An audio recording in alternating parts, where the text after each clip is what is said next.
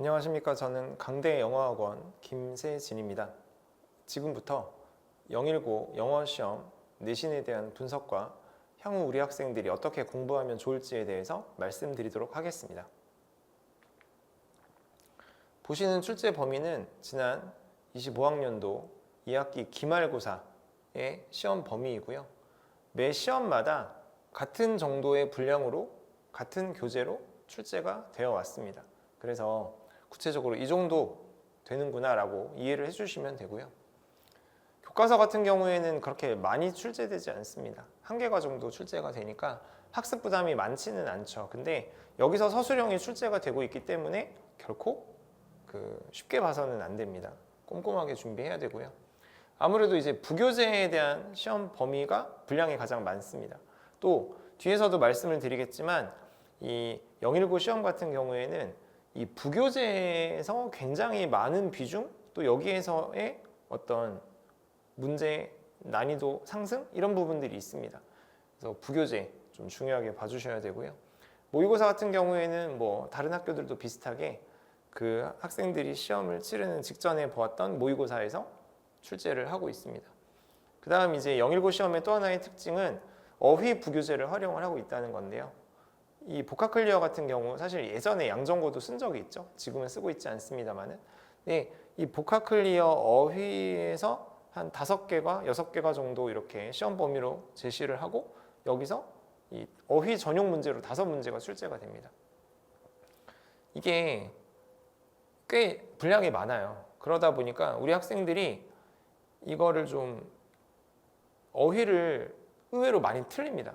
그래서 이 부분에 있어서는 사실 이게 뭐 시험 잠깐 며칠 두고 단기에 확 본다고 해서 해결될 수 있는 부분은 아니고 이 어휘만큼은 좀 꾸준하게 평소에 또 시험 기간이 아닌 때라도 같이 봐주는 게 장기적으로 봤을 때 이 시험 대비를 위한 길이기도 하고요. 아시다시피 영어 학습의 절반은 어휘입니다. 또 복합클리어 저 교재가 꽤 괜찮아요. 그래서 이 비단 내신을 위해서 이 복합클리어로 단어를 외운다라는 느낌보다는 나의 기본적인 영어 실력을 위해서 저 복합클리어 교재를 좀 잘 외우면 좋겠다 이런 마음가짐으로 준비가 필요합니다. 출제 비율 같은 경우에는 보시다시피 빠바 부교재죠. 부교재에서 가장 많은 범위로 출제가 되고 있고요. 서술형도 이 부교재에서 굉장히 많이 출제가 되고 있습니다. 모의고사에서도 꽤 많이 나왔고요. 그 교과서 같은 경우에는 앞서 말씀드린 대로 1개가 정도밖에 안 들어가다 보니까 그렇게 출제에 대한 비중이 높진 않지만 보시다시피 서술형이 있기 때문에 여기에 대해서는 그래도 주요 문장들에 대해서 꼭 대비가 필요합니다. 복합클리어 여기서 어휘 전용 문제로 5문제 출제되고요. 전체 문항수로 따지면 한 35문항 정도 됩니다. 사실 그 019가 뭐 시험 문제의 어떤 난이도가 다른 주변의 이 인근 지역의 학교들에 비해서는 다소 평이한 편이다 뭐 이런 이야기들을 많이 하시는데 사실 문제 자체의 난이도는 뭐 그럴 수 있어요. 그렇게 많이 어렵게 나오지 않을 수 있어요. 그런데 문제 수가 다른 학교에 비해서는 조금 많은 편입니다. 뭐 35문제, 뭐 37문제 이렇게까지도 가니까요. 그래서 문제 자체의 난이도는 조금 쉽다고 할 수도 있지만 평이하지만 문제 수가 워낙 많기 때문에 그러니까 결코 좋은 성적을 받기에 쉬운 시험은 아닙니다. 또 하나 상대적으로 문항마다의 난이도가 조금 낮다고 하면 또 요즘은 내신을 잘 받기 위해서 좀 실력이 좋은 학생들도 상대적으로 시험이 쉬운 학교에 진학하는 경향이 있잖아요. 그렇기 때문에 여기서 1등급을 받기 위해서는 다른 학교들보다 더 1등급 컷이 높은 편이에요. 그 말은 사소한 실수도 용납이 되지 않는다는 거죠. 근데 우리 남학생들은 특히나 이 사소한 실수 때문에 시험에서 발생하는 감점이 꽤나 많잖아요. 그래서 019 시험이 상대적으로 평이하다? 뭐 그렇게 볼 수는 있지만 그래서 그만큼 1등급을 받기가 기본 컷이 높고 그러니 더 완벽을 기하는 방식으로 공부를 해야 되고 또 문항수도 원체 많기 때문에 시간 관리, 그 다음에 시험 범위에 대한 집중 굉장히 신경 써야 되는 시험이라고 꼭 말씀드리고 싶습니다. 영역별 특징은 뭐 교과서 같은 경우에는 이제 내용 자체가 좀 쉽고 분량이 많지 않다 보니까 어법 위주로 많이 출제가 됩니다. 어법 중에서도 뭐 틀린 것들을 골라야 할 때 답이 하나인 것이 아니라 복수의 정답을 골라야 하는 문제, 이런 문제 우리 아이들이 많이 틀리죠. 그다음에 서술형으로 나오면 어법을 틀린 부분을 찾아서 고치라고 하는 것들, 그런 유형 출제가 주로 되고 있고요. 부교재 같은 경우에는 심지어 영일고가 사실은 원문에 대한 변형을 약간 합니다. 이게 난이도를 엄청 끌어올리는 수준이 아니다 뿐이지 있는 그대로 출제하지는 않아요. 그러면 결과적으로 우리 학생들이 외워야 되는 어휘도 늘어난다는 이야기죠. 그래서 내용이 또 이렇게 추가가 되는 경우도 있고요. 그 다음에 원문에 없는 문장을 영작하라는 최근 기말고사에서 나왔던 거예요. 그래서 영일고 시험이 쉽다? 이거는 사실 좀 오해가 있습니다. 그렇게 생각보다 영일고 시험 쉽지 않습니다. 모의고사 같은 경우에는 뭐 그렇게 어렵지는 않게 비교적 평이하게 출제가 되는 편이고요. 복합 클리어 같은 경우에는 5문제 나온다고 말씀을 드렸는데 이 어휘 간의 관계성을 묻는 문제가 나와요. 그래서 뭐 5개 중에서 나머지 선지와 어휘가 조합된 그 관계가 다른 것을 골라라, 뭐 이런 식의 문제가 나오죠. 그 말은 그 복합 클리어 단어책에서 여러분들은 되게 표제어로 외우고 표제어 중심으로 공부를 하겠죠. 근데 표제어 이외에도 유의어, 반의어, 파생어, 이 관계성까지 모두 알아야 풀 수 있는 문제를 낸다는 겁니다. 시험 쉽지 않죠. 어휘 외워야 될 거 생각보다 많습니다. 복합 클리어가 그 데이 하나당 문장 단어가 30개예요. 30개. 그러면 5개, 6개라고 하면 벌써 100개가 넘죠. 근데 그것뿐만이 아니라 그건 표제어를 말씀을 드린 거고요. 표제어 이외에 유의어, 반의어, 파생어까지 하면 사실 단어의 수가 뭐 거의 기하급수적으로 늘어납니다. 쉽지 않습니다. 쉽지 않고요. 그래서 더 철저하게 대비해야 됩니다. 특히 이 영상을 보고 있는 분들은 아마도 고등학교 진학을 곧 할 학생들일 텐데 이 경우에 복합 클리어는 원체 분량이 많기 때문에 좀 미리 공부를 해두는 거, 그리고 이게 나아가서 수능에 대한 대비도 역시 되기 때문에 이 점을 꼭 추천드립니다.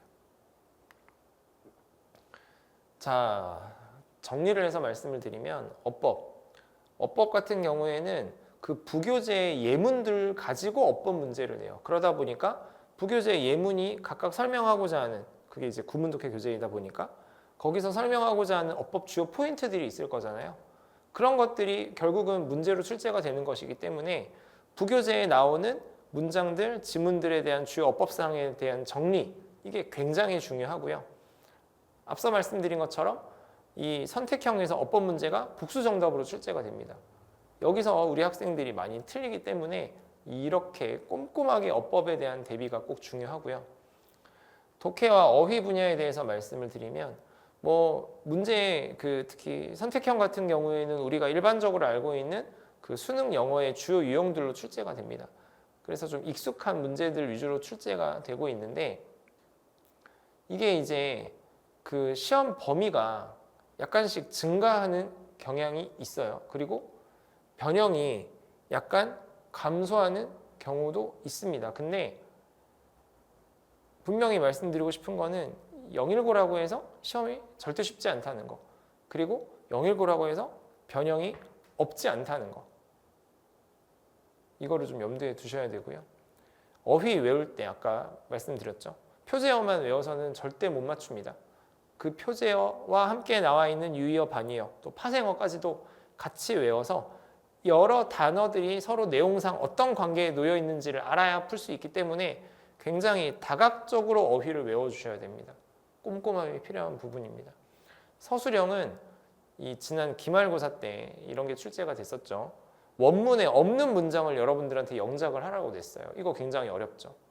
이런 부분까지도 좀 우리가 풀 수 있게끔, 그러면 서술형을 원문 문장으로 없었던 거를 작성을 할 수 있게 준비를 한다? 사실 이거는 시험 기간의 대비만으로는 충분하지 않아요. 지금처럼 방학이라든지 각 시험과 시험 사이에 그 약간의 몇 주간의 인터벌이라든지 그런 시기를 활용을 해서 시험 범위 내에 있는 것들만 공부를 할 것이 아니라 서술형, 영작, 그러자면 문장 구조와 각 품사의 특징과 각 문법 요소들 이런 것들을 종합적으로 공부하는 시간이 꼭 필요합니다. 점점 입학을 하고 나면 영어에 대해서 많은 시간을 들일 여유가 없어요.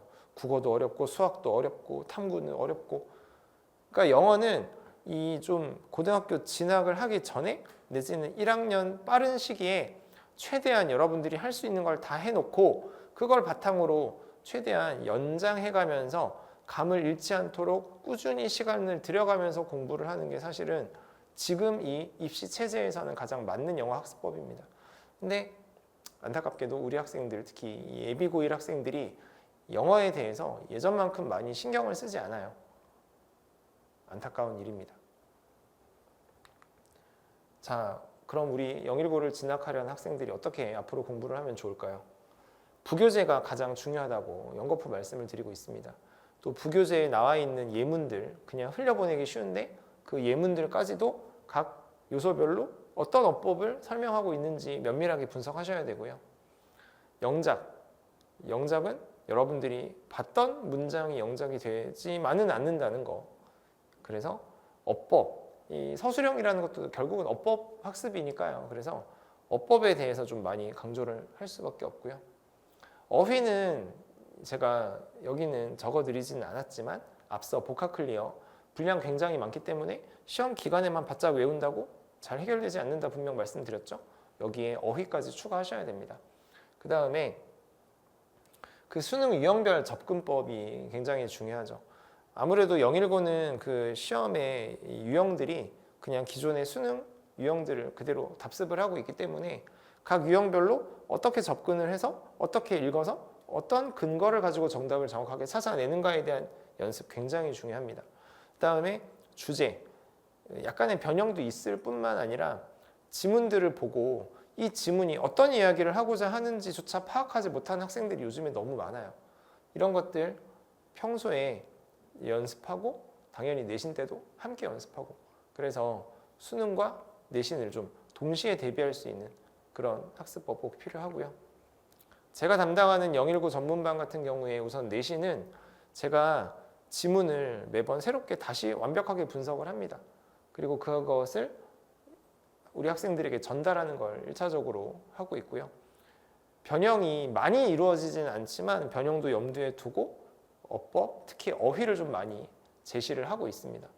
그리고 두 번째 단계에서는 여기서 다른 방식으로 표현되는 것까지 염두에 둬서 문장 구조, 그 다음에 어법 개념을 좀 더 확장을 하고 어휘에 대해서도 유의어, 반의어 이게 비단 복합 클리어에 있는 것만 단편적으로 외울 것이 아니라 시험 범위 내에 있는 단어에 대해서도 유의어, 반의어, 파생어까지 최대한 전달을 하고요.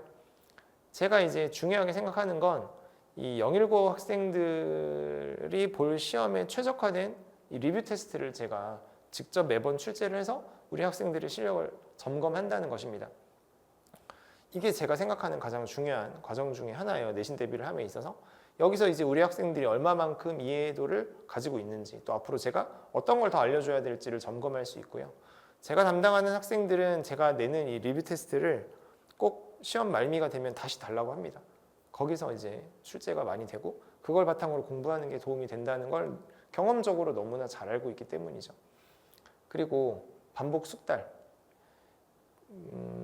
공부는 머리로 하는 게 아니라 엉덩이로 한다라는 이야기가 예전부터 있잖아요. 그거는 그만큼 꾸준하게 여러 번 보는 것이 가장 좋은 공부 방법이다라는 거에 대한 설명일 텐데 이 앞서 여러 가지 스텝들을 거치고 결국 마지막으로 지향하는 부분은 그래서 이 지문을 한두 번 보고 끝낼 것이 아니라 보고 또 보고 반복 체득하는 거 이게 이제 제가 담당하는 영일고 반의 내신 대비 프로세스가 되고요. 지금같이 방학이라든지 그 다음에 중간고사와 기말고사 사이에 시간이라든지 하는 때에는 우리는 결국은 수능을 봐야 되는 사람이기 때문에 또 학교 시험도 수능 유형별로 출제가 되고 있기 때문에 수능 대비를 하고 있는데요. 첫 번째는 역시나 어휘입니다. 어휘는 아무리 강조해도 지나치지 않죠. 근데 역으로 우리 학생들이 가장 공부하기 싫어하는 게 어휘입니다. 외우기가 너무 많고 귀찮으니까요. 그래서 저는 평소에 좀 우리 학생들이 효율적으로 효과적으로 가능하면 재밌게 단어를 접할 수 있게끔 고민을 많이 하고 있고요. 문법에 대한 개념적 원리도 물론 중요하지만 수능을 대비함에 있어서는 길고 복잡한 문장 구조를 빠르게 해석하고 파악할 수 있는 그런 구문 분석 능력이 굉장히 중요합니다. 이런 것들은 문장의 형식과 품사적인 이해 이런 것들이 다각적으로 이루어져야 하는 건데 평소 제가 하는 수능 수업에서는 그런 구문 연습을 굉장히 많이 강조하고 있고요. 앞서 주제 말씀을 좀 드렸었는데 주제를 파악한다는 건 비단 영어에게만 적용되는 건 아니에요. 뭐 탐구라든지 국어 과목에서도 긴 글을 읽고 이게 어떤 내용을 전달하고자 하는지 결국은 알아야 하는 거잖아요. 영어에서도 마찬가지입니다. 지문을 읽고 이것이 이야기하고자 하는 바가 무엇인지 그리고 그 주제를 어떻게 하면 더 효율적이고 효과적으로 찾아낼 수 있는지 근데 그런 것들을 제가 충분히 전달을 하고 제가 전달하는 것만으로는 충분하지가 않아서 연습을 충분히 또 시키는 걸 하고 있습니다. 그리고 유형별 특징도 마찬가지죠. 그냥 저는 이제 평소 수업 시간에 우리 아이들에게 많이 물어보는 게 그래서 왜 그게 답이야? 왜 답이 그거라고 생각해요? 근데 되게 왜 답이 그거야 라고 물으면 정확하게 대답하는 친구들 많지 않습니다. 왜냐하면 적당히 읽어서 적당히 그냥 흐름 파악하고 왠지 그게 답일 것 같아서 답을 고르는 게 대부분이거든요. 제가 유형별 특징을 우리 아이들에게 전달하는데 집중을 하는 이유는 그렇게 느낌으로 답을 찾는 것이 아니라 왜냐하면 이건 너무 위험한 접근이니까요. 정확하게 유형별로 특징을 파악을 하고 이 지문이 갖는 논리적 전개 특성을 이해한 다음에 정확하게 정답의 근거를 찾을 수 있는 연습 이런 것들이 세 번째 단계에서 이루어져야 하고요. 당연히 첫 번째, 두 번째, 세 번째 단계는 굉장히 유기적으로 진행을 하고 있습니다. 마지막으로 제가 강조드리고 싶은 건 저는 올해 학생들을 지도를 하고 비단 영어만 가르친 것이 아니라 입시, 진학지도 올해 병행을 해왔습니다. 근데 우리 학생들이 나중에 만나게 되는 입시 컨설턴트 분들은 우리 학생들에 대해서 사실 단편적으로 아는 경우들이 많죠. 왜냐하면 접한 시간이 길지 않으니까. 근데 저는 평소 학생들과 호흡하고 생활함으로써 또 제가 가지고 있는 이 많은 임상 데이터들 이런 것들을 가지고 우리 학생들에게 딱 맞는 필요한 그런 진학 관련, 입시 관련 정보를 제공을 해주고 있어요. 그게 우리 학생들 사실 저도 영어만 가르치고 싶었는데 영어만 가르치자니 우리 학생들이 영어를 공부하게 만들 방법이 별로 없더라고요. 그래서 어떻게 하면 제가 공부를 하게 만들 수 있을까를 고민을 하다가 저도 이렇게 진학 지도를 오래 하게 됐는데 이런 것들이 영어뿐만이 아니라 내가 왜 좋은 대학을 가야 하는지 내가 왜 열심히 살고 공부를 해야 되는지에 대한 동기부여 이런 것들이 상시적으로 수시적으로 이루어질 수 있다는 게 제 수업의 굉장히 큰 특징이라고 말씀드릴 수 있습니다. 이상으로 019 내신 분석과 향후 학습 방향에 대해서 말씀드렸습니다. 감사합니다.